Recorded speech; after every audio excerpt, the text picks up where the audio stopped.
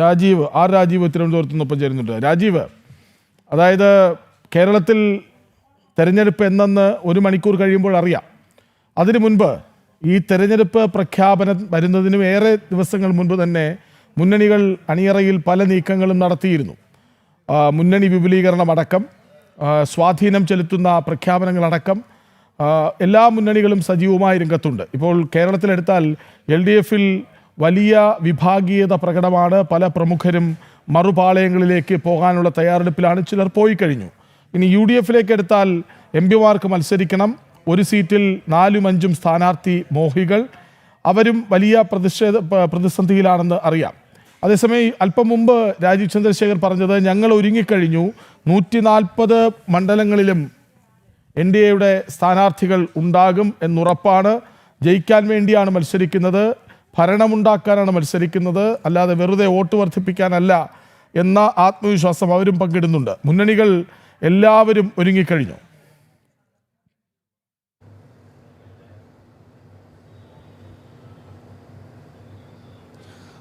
കൃഷ്ണജി, ഇനി 45 മിനിറ്റ് കൂടി മാത്രമാണ് തെരഞ്ഞെടുപ്പ് കമ്മീഷൻ്റെ വാർത്താ സമ്മേളനത്തിന് ശേഷിക്കുന്നത്. അതുകൊണ്ട് തന്നെ ഈ രാഷ്ട്രീയ പാർട്ടികളെല്ലാം എന്നാണ് കേരളത്തിൽ നിയമസഭാ തെരഞ്ഞെടുപ്പ് പ്രഖ്യാപിക്കുക, ഏത് തീയതിയിലാണ് നിയമസഭാ തെരഞ്ഞെടുപ്പ് നടക്കുക എന്ന ഒരു കാത്തിരിപ്പിലാണ് സ്ഥാനാർത്ഥികളും അതുപോലെ തന്നെ രാഷ്ട്രീയ പാർട്ടി നേതാക്കളും അതുപോലെ തന്നെ മുന്നണികളും എല്ലാം തന്നെ എന്നതാണ് ഏറ്റവും പ്രധാനപ്പെട്ട ഒരു കാര്യം.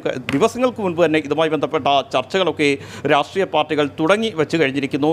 അന്തിമമായ സ്ഥാനാർത്ഥി പട്ടികയ്ക്ക് ഇന്ന് തന്നെ രൂപം നൽകുമെന്നാണ് CPM വ്യക്തമാക്കിയിരിക്കുന്നത്. അതായത് തെരഞ്ഞെടുപ്പ് കമ്മീഷൻ്റെ വാർത്താ സമ്മേളനം 4 മണിക്ക് കഴിയുമ്പോൾ 5 മണിക്ക് CPM സംസ്ഥാന സെക്രട്ടറി MP ഗോവിന്ദൻ മാധ്യമങ്ങളെ കാണുന്നുണ്ട്. തുടർന്ന് ഈ സ്ഥാനാർത്ഥികളെ പ്രഖ്യാപിക്കും. ഇതിനുശേഷം CPIയും ഇന്ന് തന്നെ മാധ്യമങ്ങളെ കാണും. സ്ഥാനാർത്ഥി പട്ടിക ഇന്ന് തന്നെ പുറത്തിറക്കുമെന്നാണ് CPI വ്യക്തമാക്കിയിരിക്കുന്നത്. BJPയുടെ സ്ഥാനാർത്ഥി പട്ടികയും NDAയുടെ സ്ഥാനാർത്ഥി പട്ടികയും വരും ദിവസങ്ങളിൽ പുറത്തിറക്കും. ഏതായാലും 1-2 ദിവസത്തിനപ്പുറം സ്ഥാനാർത്ഥി പട്ടിക പോകില്ല എന്ന് തന്നെയാണ് വിവിധ രാഷ്ട്രീയ പാർട്ടി നേതാക്കൾ നൽകുന്ന സൂചന. കൃഷ്ണരാജ് സൂചിപ്പിച്ചതുപോലെ തന്നെ BJP വലിയ ആത്മവിശ്വാസത്തിൽ തന്നെയാണ്.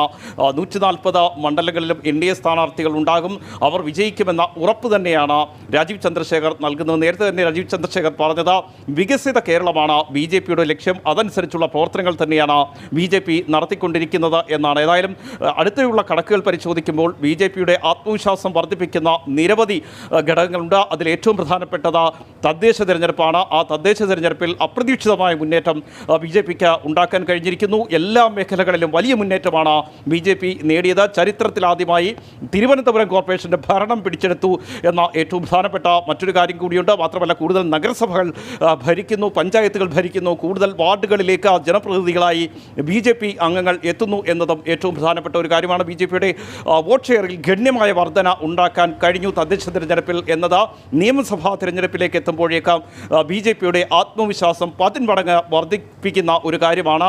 ആ രീതിയിലുള്ള സംഘടനാ പ്രവർത്തനങ്ങളാണ് സംസ്ഥാനത്ത് BJPയുടെ നേതൃത്വത്തിൽ ഇപ്പോൾ നടന്നുകൊണ്ടിരിക്കുന്നത്. 2 തവണയാണ് അടുത്തിടെ മാത്രം പ്രധാനമന്ത്രി കേരളത്തിലേക്ക് എത്തിയത് എന്ന വസ്തുത കൂടി നാം കാണേണ്ടതായുണ്ട്. ആദ്യം തിരുവനന്തപുരത്തേക്ക് എത്തുന്നു. വിവിധ കേന്ദ്ര പദ്ധതികളുടെ ഉദ്ഘാടനത്തിനൊപ്പം തന്നെ ഈ തെരഞ്ഞെടുക്കപ്പെട്ട ജനപ്രതിനിധികളെ പ്രധാനമന്ത്രി അഭിസംബോധന ചെയ്യുന്നു. നിങ്ങൾക്കൊപ്പം കേന്ദ്ര സർക്കാർ ഉണ്ടാകുമെന്ന ഉറപ്പ് കൃത്യമായി തന്നെ പ്രധാനമന്ത്രി നൽകുന്നു എന്ന് മാത്രമല്ല, തിരുവനന്തപുരം നഗരസഭയിലെ കൗൺസിലർമാരെയും അതുപോലെ തന്നെ തിരഞ്ഞെടുക്കപ്പെട്ട ജനപ്രതിനിധികളെയും ഡൽഹിയിലേക്ക് വിളിച്ചു വരുത്തി അനുമോദിക്കുന്നു. പ്രധാനമന്ത്രി നേരിട്ട് അനുമോദിക്കുന്നു എന്ന് പറയുമ്പോൾ കൃത്യമായ സൂചന തന്നെയാണ് കേരളത്തിന് പ്രധാനമന്ത്രി നൽകിയിരിക്കുന്നത്, കേന്ദ്ര സർക്കാർ നൽകിയിരിക്കുന്നത്. തൊട്ടു പിന്നാലെ എത്തിയത് കൊച്ചിയിലാണ്. കൊച്ചിയിലും വിവിധ കേന്ദ്ര പദ്ധതികളുടെ ഉദ്ഘാടനം നടക്കുന്നു. NDA കൺവെൻഷനിൽ പ്രധാനമന്ത്രി നേരിട്ട് പങ്കെടുക്കുന്നു. വരും ദിവസങ്ങളിലും പ്രധാനമന്ത്രി വീണ്ടും കേരളത്തിലേക്ക് എത്തും.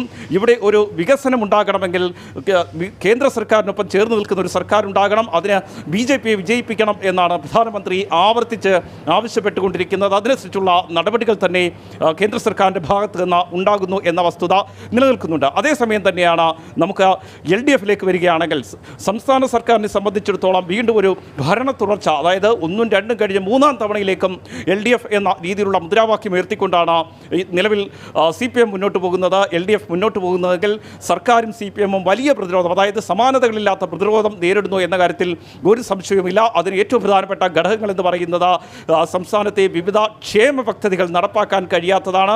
സംസ്ഥാനത്തെ രൂക്ഷമായ സാമ്പത്തിക പ്രതിസന്ധി, അതേസമയം തന്നെ ഒരു വശത്ത് സർക്കാരിൻ്റെ ഭാഗമായുള്ള ധൂർത്ത്, ആ ധൂർത്തിന് മുഖ്യമന്ത്രി തന്നെ നേതൃത്വം നൽകുന്നു എന്നതാണ് മറ്റൊരു വസ്തുത. കാരണം സംസ്ഥാനത്ത് PR പ്രവർത്തനങ്ങൾക്കായി കോടികളാണ് ഓരോ മാസവും ഇങ്ങനെ അനുവദിച്ചുകൊണ്ടിരിക്കുന്നത്. അതിൻ്റെ കണക്കുകൾ പുറത്ത് വിട്ടുകൊണ്ടിരിക്കുന്ന ഒരു സാഹചര്യമാണ്. നമ്മൾ തന്നെ പലതവണയാണ് ഈ കോടികളുടെ കണക്കുകൾ പുറത്തുവിടേണ്ട അവസ്ഥയുണ്ടായത്. അതേസമയം തന്നെ ക്ഷേമ പെൻഷൻ നൽകാൻ പണമില്ല, KSRTCയിൽ പെൻഷൻ നൽകാൻ പണമില്ല, കാരുണ്യ പദ്ധതി പോലെ ജനങ്ങൾക്ക് ആവശ്യമായ പദ്ധതികളെല്ലാം വെട്ടിക്കുറയ്ക്കുന്ന ഒരു സാഹചര്യത്തിലേക്ക് എത്തുന്നു. ആ രീതിയിൽ ക്ഷേമ പദ്ധതികൾ ഒരു വശത്ത് തടസ്സപ്പെടുന്ന ഒരു സാഹചര്യം സംസ്ഥാനത്ത് നിലനിൽക്കുകയാണ്. ഇതിനൊപ്പം തന്നെ ക്രമസമാധാന രംഗം പൂർണ്ണമായും തകർന്നിരിക്കുന്ന അവസ്ഥയിലേക്ക് എത്തുന്നു. കഴിഞ്ഞ ദിവസമാണ് കൊല്ലം കരുനാഗപ്പള്ളിയിൽ പട്ടാപ്പകൽ ഗുണ്ടാ നേതാവിനെ വെട്ടിക്കൊല്ലപ്പെടുത്തുന്ന അവസ്ഥയിലേക്ക് എത്തിയത്. ഗുണ്ടാ ആക്രമണങ്ങൾ മുൻപെങ്ങുമില്ലാത്ത വിധം സംസ്ഥാനത്ത് വർദ്ധിച്ചിരിക്കുന്ന ഒരു സാഹചര്യം.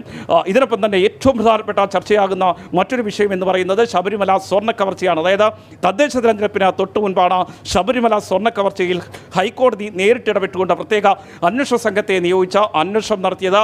ആ അന്വേഷണത്തിൽ CPMന്റെ പ്രധാനപ്പെട്ട നേതാക്കൾ അറസ്റ്റിലാകുന്ന സാഹചര്യമുണ്ടായി. A. പത്മകുമാർ ദേവസ്വം ബോർഡിൻ്റെ മുൻ പ്രസിഡന്റാണ്, പത്തനംതിട്ടയിലെ CPMന്റെ നേതാവാണ്, മുൻ MLA ആണ്.